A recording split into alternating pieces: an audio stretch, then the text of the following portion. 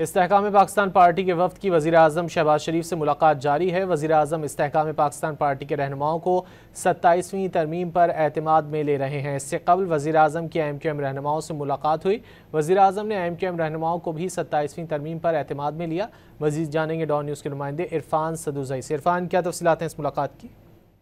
27ویں آئینی ترمیم کو پارلیمنٹ میں پیش کرنے سے قبل وزیر اعظم نے جو اپنی اتحادی جماعتیں ہیں ان کو اعتماد میں لینے کا فیصلہ کیا ہے، اور آج پے در پے ملاقاتیں ہو رہی ہیں۔ پہلی ملاقات ایم کیو ایم کے وفد سے ہوئی اور خاص کر کے جو ان کے تحفظات تھے انہیں دور کرنے کی یقین دہانی کرائی گئی، اور ایم کیو ایم کا جو بنیادی ایک ہی جو نقطہ ہے وہ یہ ہے کہ وہ کہتے ہیں کہ کراچی، حیدرآباد اور پورے سندھ میں جو مقامی حکومتیں ہیں ان کو با اختیار کیا جائے، جس کی وزیر اعظم نے انہیں یقین دہانی کروائی ہے۔ اور اس کے علاوہ اعظم نذیر تارڑ جو وفاقی وزیر قانون ہیں، انہوں نے 27ویں آئینی ترمیم کے جو خد و خال ہیں اس کے اوپر ایم کیو ایم کے جو ارکین ہیں ان کو بریفنگ دی اور انہیں بتایا کہ کس طرح کی جو تجاویز ہیں وہ آ رہی ہیں مختلف سیاسی جماعتوں کی جانب سے اور حکومت کیا کرنا چاہ رہی ہے۔ تو اس حوالے سے ایک تفصیلی بریفنگ دی گئی، اور اس کے بعد ابھی جو استحکام پاکستان پارٹی کی جو ملاقات ہے وہ اس ٹائم وزیر اعظم سے جاری ہے۔